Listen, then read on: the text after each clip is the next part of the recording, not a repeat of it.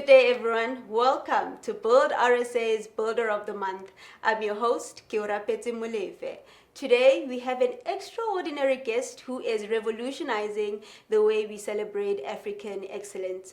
Please join me in welcoming the founder of the African Genius Awards, also known as the A.G.A, the incredible Dr. Sifiso Falala. Get ready for a fascinating conversation as Dr. Falala shares the inspiring story behind A.G.A, his vision for empowering African innovators, and the impact of his work on the continent. Listen, you won't want to miss this opportunity to learn from a true pioneer and Africa's builder. Warm welcomes, warm greetings to you, Dr. Falala. Thank you so much for gracing us with your presence. Thank you. That's an amazing introduction. I really appreciate the kind remarks. Not sure if I deserve, but really appreciate the warm welcome. You most definitely deserve the kind remarks. Dr. Falala, let's talk about A.G.A, the African Genius Awards. Quite an intriguing and thought-provoking word, African Genius, or name rather. What inspired the creation of the African Genius Awards? What is the vision behind the initiative? Yeah, so there are awards, all right? And awards have a purpose to reward behavior that should be repeated. Okay. In other words, behavior that is desirable. And in Africa, we need, some would even argue, more of the desirable behavior than many places around the world. Because of where we are as a continent, we are underdeveloped. In fact, Africa is regarded as part of the emerging markets, part of the developing world, which means that we are not developed. And we have capitulated and accepted that we are part of the developing world. But what do we need in order to develop? And for many centuries now, we've been struggling to get it right, to hit the sweet spot. And in hitting that sweet spot, we need geniuses. Okay. Because we've tried everything else. We've tried other solutions. We've tried donations from the International Monetary Fund. We've tried assistance from the United Nations. We've tried interventions through the African Union. We don't seem to be going anywhere fast enough. And that is because certain critical sections of our population that need to get involved in finding a solution are not involved. But we know that there are people that are doing great and incredible things for this continent that need to be spotlighted, that need to be acknowledged, and that need to be rewarded. And hence we started the African Genius Awards in order to change the narrative from one of lost opportunities to one where Africa can soar, Africa can grow. We believe that we are on the precipice of incredible growth, but we could miss that opportunity if we don't take our chances that we have now. So that's why we founded the African Genius Awards, because first of all, we do believe that there are exceptional Africans. And you have to remember that Africa experienced its own dose of the slave trade, and it persisted for several centuries, and it had a profound impact on the mindsets of the people of the continent. And we still have remnants of the pain. Some of the remnants are emotional, other remnants of that are psychological. And because of those types of things, you actually need to rebuild confidence and to get people to come to the realization of just their true potential. And Africans have that incredible potential. So the awards are here to reverse and to say, we are done with the past, we acknowledge what happened, but we're moving on now, we're getting on with the future, we're getting on with the present, and therefore we will begin to start the realization of our dream of being a winning and a successful continent. So you mentioned that you need a genius to hit that sweet spot. You know, that Africans should not see themselves as developing countries rather as developed, right? So how would you then define genius in the context of these awards? Look, there are many Africans who have different levels of talents, and everyone counts, regardless of whether they are a genius or not. But the importance of geniuses is that they can profoundly change the mindset with regards to the perception of the intelligence of Africans. For a long time, there has been this notion that is commonly held without being publicly stated because it's not politically correct, that Africans are incompetent, that Africans lack intelligence, that Africans are not responsible for groundbreaking inventions. And because of that type of disadvantage, that point from which we're coming, it's important to have an award system that changes the mindset and says, actually, it is not true that Africans are incompetent.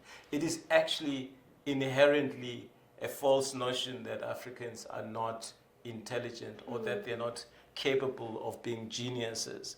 So I just want to correct the perception that only geniuses can make a difference. I think everyone is capable of making a difference, but the realization of the capacity of the African population and of Africans is important in helping to catapult the energies of every African towards an Africa that is globally competitive, towards an Africa that is able to solve its myriad of problems.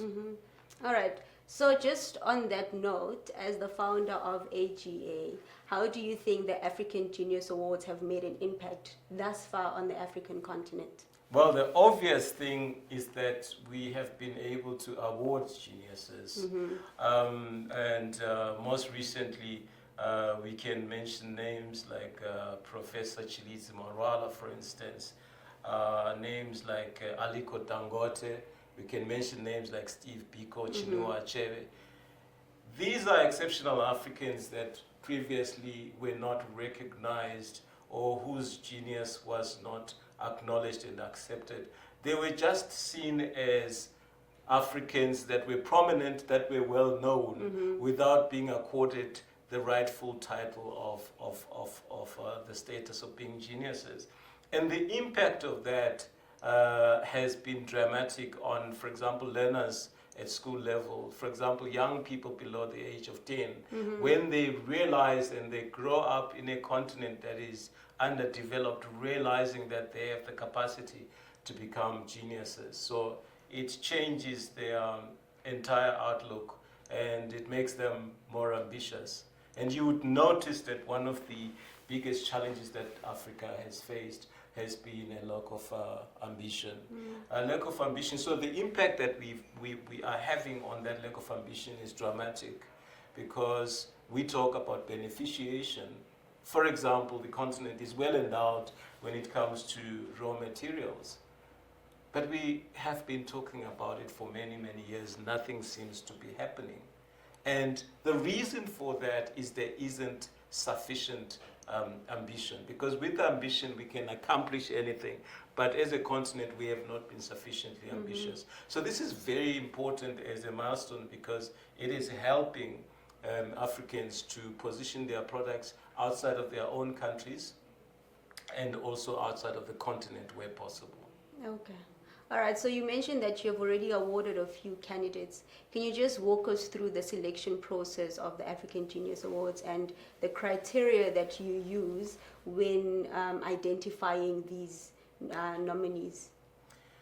So we have a website where the public can nominate freely who they consider to be an African genius. And it is priorityperformance.co.za, and they log on to the page that deals with African geniuses.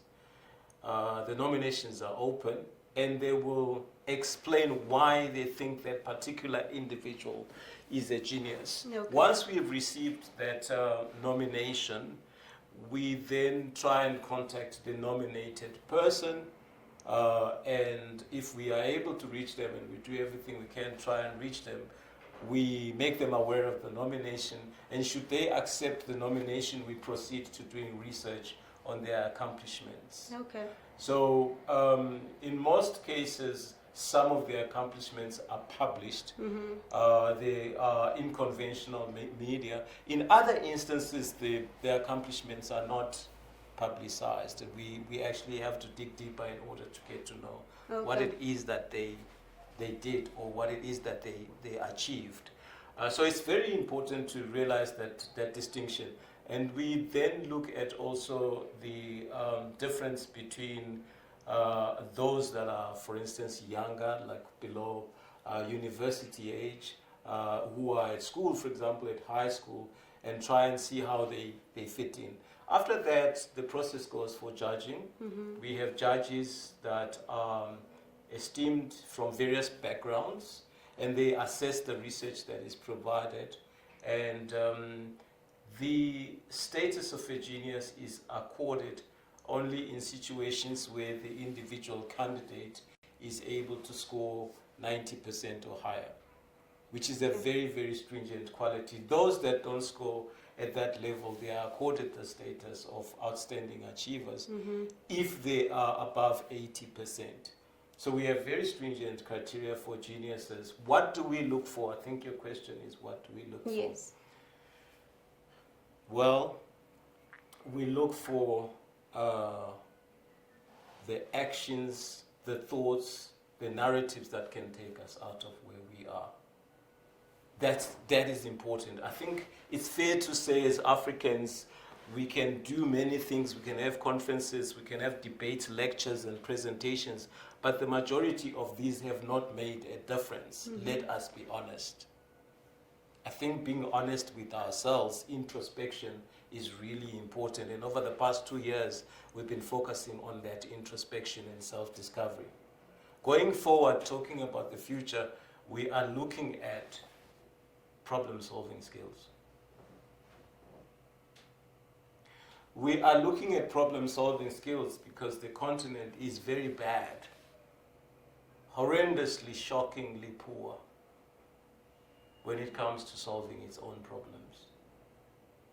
When we had no electricity, it was problem-solving skills. When we have no beneficiation, it's problem-solving skills. When we're getting little money for our coffee beans, it's problem-solving skills. When we get little money for our oil, for our gold, it's problem-solving skills. When we have disease and malnutrition and babies dying at an early age and mothers dying at childbirth, it's problem-solving skills. The difference between Africa and the developed world is the preemptive ability to solve problems before they happen in the developed world. And Africa's lack of that preemptive ability to solve problems. And I mentioned clearly that it's very important to be truthful and realistic in accepting our situation. And one of the biggest challenges, one of the biggest problems we need to solve is to accept our reality. Because I think our reality is seen as a theory, as a fantasy, as a concept, as something that is sometimes real. You wake up tomorrow, it's not going to be real, and so on and so forth. So secondly, we then look at, together with that, global competitiveness. Okay. We look at how competitive, is Africa competitive? Because Africa has always been classified as a developing continent, as a developing place, it has never been considered as a continent that is able to compete with the rest of the world. It's been seen as a destination for donations and aid and unrequested types of interventions from the international community. It's never been seen as a continent that can compete. And we're different here, I think, when it comes to sport, especially the rugby and to a certain extent the cricket, we are able to compete. But when it comes to business, when it comes to the standards of living, can we actually compete? Now, that is not the depth of the problem. The depth of the problem is most Africans don't even want to think about competing with other continents. And why is that? Why do you think most Africans don't want to compete with other continents? What's holding them back? Would you say it's the ambition that you spoke about earlier? or there's something deeper than that? Capitulation. They have capitulated on self-reflection, on introspection. On introspection, they have come to see themselves as subservient, as existing within a subservient environment that does not allow them to compete, but also because they exist in an environment where artificially, superficially, they have no resources, they have no funding. How do you have a situation where you do not have resources and you do not have funding when you have oil reserves, gold reserves, diamond reserves, iron ore, platinum, trees? How can you argue that you've got nothing to work with? So I think that lack of ambition is certainly as a result of acquiescence and capitulation, which most people do not realize, and to such an extent that we have become spectators. So we spend a lot of time scrolling to find something that we can spectate on, admire, and something that can impress us, something that we can forward and share, as opposed to scrolling through things that we can create and change and others will share and be in awe of what we've done. So we have become the globe, the world's most avid and avaricious consumers of goods and services. We are the biggest consumers of social media. We are the biggest consumers of religion. We are the biggest consumers of fashion. We are the biggest consumers of big brands across the world. If you read Martin Merited's book, The Fate of Africa, it talks about how big the brand Mercedes-Benz is in Africa, even where you do not have good roads, but you have brands, luxury brands, being so big, because we have moved away from the mindset of an originator, of a creator, to the mindset of an admirer, of a consumer. And that's what we are trying to change, because the geniuses are then able to solve problems. The geniuses are then able to demonstrate that you can actually love your continent. Because all of our actions, I spoke earlier about the theme being self-reflection and introspection. All of our actions as Africans seem to suggest something that is hardly ever discussed, which is we don't love Africa. People argue that they love Africa, but love is a practical, is a doing word. Love is a verb. Love is not an adjective. Love is not something that you just say like a praise song. What are we doing about that love to show that we love the continent of Africa?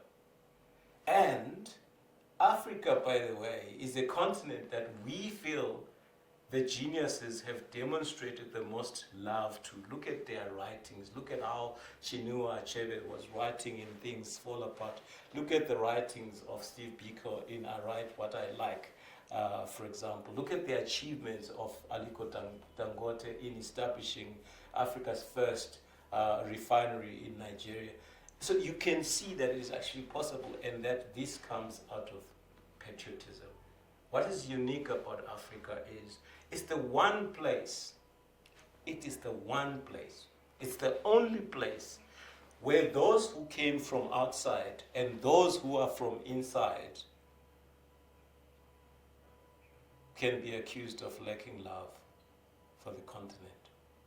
As much as you can say those that came in from overseas came to steal, kill, and destroy, or to take and take and take, and they continue to take. What's different about those that are inside? They also take and take. So in that, you actually find that Africa is the only continent that sits at a place where there is limited evidence that there are people that love it genuinely, that are inside looking inside. We have lots of people, including leaders, that are inside Africa looking out.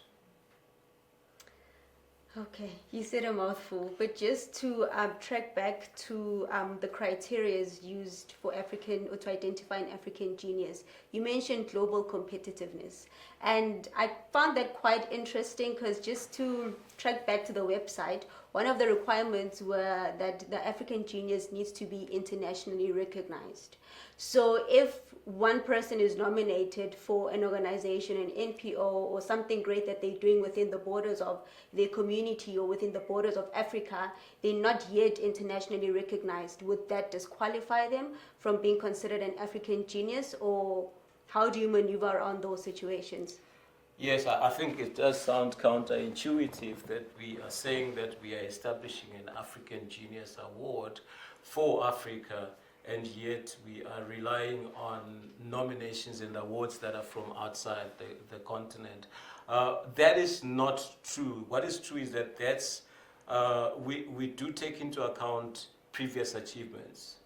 But previous achievements are not the only criteria. We also do our own research to look at undocumented achievements. It is possible to look at novel achievements, to look at ideas that have never been explored, because we are looking at new things that can change Africa.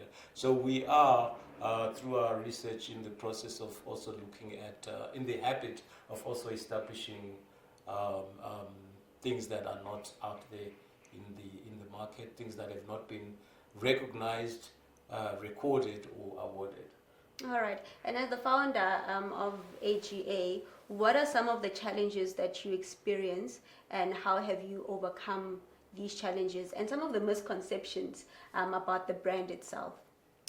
I think we've seen more sort of positivity. We've been welcomed, been very surprised, because until we started, the two words African and genius were seen to be like oil and water. You know, they didn't mix. But now that we're here, I think the two go very well together. There are challenges, and the challenges are, as I've stated them before. One is limited introspection. And allied with that is preparedness to confront the truth. The truth is that we can't be developing for 500 years. Mm-hmm. The truth is that we can't say that we want to do beneficiation, and yet we are at the receiving end of exploiting raw materials and receiving them and paying 100 times the price when they come to us as finished goods. So truth confrontation is a problem. It's the biggest challenge that we are facing. And the other challenge, of course, is that it will take a while to get the message across to everyone. But with the number of I'd say partners that we have, such as in West Africa, we've got several partners there. In Southern Africa, we've got several partners. We are now looking at having global partners to extend the message. Let's look at it this way. Developing Africa is important for the rest of the world. Mm-hmm. A developed Africa is good for the entire world. Okay. And just to think of A.G.A as the founder of A.G.A, what does it personally mean to you as the founder? Well, I think it means a lot. It means a lot because I think I have to look at what is it that we can do from the business community to help Africa develop. Mm-hmm. How do we elevate the level of debate? Because what we've done as society on the continent has been to abdicate our responsibility to engage important developmental issues, such as, for instance, education, sanitation, upskilling and training. We've abdicated the responsibility in most cases to authorities and to government. But these are issues that the private sector should play a role in. These are issues that the society should play a role in. So we've achieved one important thing that I'm proud of, and this is what it means to me, is that if we can reach to an 8-year-old girl and she understands that she is the master of her own destiny, that she can make a difference, she can be whoever she wants to be, that then I feel I'm very happy that we've what we set out to achieve has been achieved. And where do you envision seeing the growth and the the development of these awards evolve? How do you see them evolving, rather, in the next 5 to 10 years? Obviously, every year we are growing in terms of the things that we do, in terms of the nominations. And this year we had a record number of geniuses. I think reaching more people and reaching different corners and being able to host these events in other parts of the continent. And also making a bigger difference, being able to engage with academic institutions, because I think that the lessons we're learning from the A.G.A is that one of them is that we need to affect and impact the academic curriculum, what gets taught. Because what gets taught needs to focus on competitiveness and needs to focus also on problem-solving skills and critical thinking. And we will engage also with the business community in terms of their investment and the profile of investment. So in future, we see ourselves being central in research that gets done around what are the most critical things that need to be studied, debated in Africa, and how do we engage debate, and how do we set milestones and key performance indicators. What are the key performance indicators? Because there is no consensus in Africa what the KPIs are. So the A.G.As can evolve to be an institution that is able to do independent research beyond the research that we do on the geniuses, to include research that is done on topical issues such as basic key performance indicators.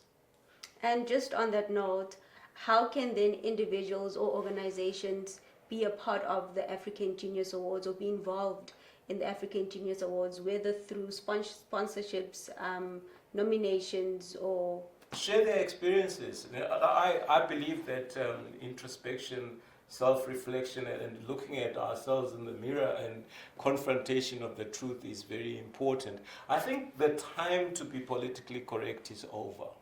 I come across a lot of people that say, no, don't say that because people are going to laugh at us. I think the time for that political, let them laugh at us, but then they won't laugh forever. But if we don't confront the truth, people will always laugh at us.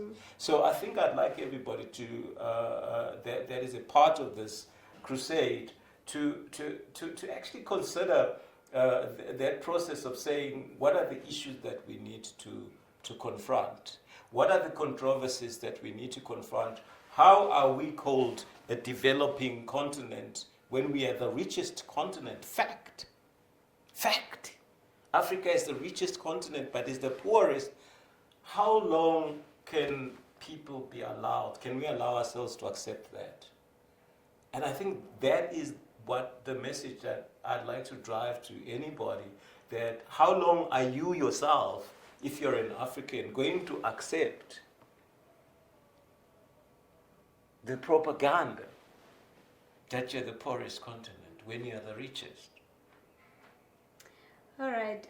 Just to wrap it up, last but not least, how would you advise young Africans or young people like me who aspire to make a tangible and significant impact in whichever field of study or whichever field of work they're in, and potentially be recognized as an African genius at some point? How would you encourage someone that wants to make a tangible impact in their communities and in the borders of Africa and internationally at some point during their lives? Be the best that you can be. Be the best that you can be. I think everybody is capable of achieving incredible things. We set different targets for ourselves. I can't set the target that you have set. Maybe your target is too high. I have to set a target that I'm comfortable to. Be the best that you can be. Identify your strengths. Know the areas in which you are strong. Don't waste your time working on things that other people are doing because you also want to be an influencer now. Because some people are good at being an influencer. You understand what I mean? Now, maybe that's not where your strength is. Maybe your strength is in another area. Identify your strengths and concentrate on education. Focus on education that looks more at problem solving. And as a continent, I think we are diverting slightly from the question. We need to move away from education for the sake of a certificate. we need to look at education that solves problems. So hopefully, whatever education you engage in, whatever studies you undertake, there will be studies that will assist you in solving a problem that exists. I believe, and this has been mentioned by other scholars as well, at least 50% of the education has no value at tertiary level to the continent. It has value as a certificate, but it has no value to the education. I won't say which 50%. So that's important to, when you go forward, when you enroll and you try and help yourself to enroll in something that you're going to look at and say, is this going to help my continent? So I just say last but not least, but I just have a question that with the selection of nominees, do you look for people in specific fields that work in, probably have businesses or have developed NGOs from scratch, or are you open to people from all kinds of fields? I think that's an important question. Geniuses come from all spheres of life. We have various categories that include sport. In 2023, actually, we had Sadio Mane and Didier Drogba as nominees, and they came very close. They just, I think, fell shy. And we've had other sports people. We also have artists in the performing arts, in the creative arts. Then we have business people, we have academics. So genius is not necessarily book-bound or denoted only in terms of excellence at tertiary institutions, but it's results-oriented and defined in terms of the impact on Africa's problem-solving and Africa's global competitiveness, and finally self-love and patriotism. It is a demand, it is something that I hope we can all see one day, a setup where Africans demonstrate pride in Africa, that they love Africa more than they love any other continent in the world. Well, I love that. Thank you so much, Dr. Falala, for this interview. Thank you so much for all the insightful knowledge that you have given us. I do believe it's quite thought-provoking, and people would sit down and do some self-introspection and just find that ambition, to not be consumers, but actually solve problems within, firstly, their communities before going into the broader parts of African thinking internationally.